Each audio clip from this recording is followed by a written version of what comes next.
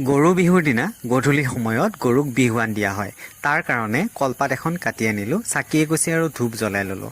গিলাচ এটাত পানী লৈ তাত তুলসীৰ ডাল এটা তিয়াই ল'লোঁ।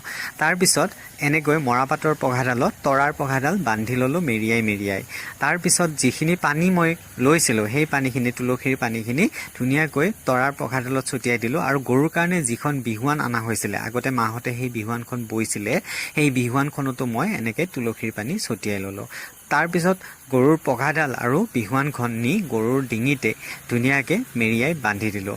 আজি যিহেতু গৰু বিহু, গতিকে গৰুক বিহুৱান দিয়াটো এটা পৰম্পৰা। সেই পৰম্পৰা অনুসৰি প্ৰথমে মই পঘাডাল ডিঙিত বান্ধি দিলোঁ আৰু পঘাডাল বান্ধি দিয়াৰ পিছতে ধুনীয়াকৈ যিখন বিহুৱান গৰুৰ কাৰণে আনিছিলোঁ সেই বিহুৱানখনো বান্ধি দিলোঁ।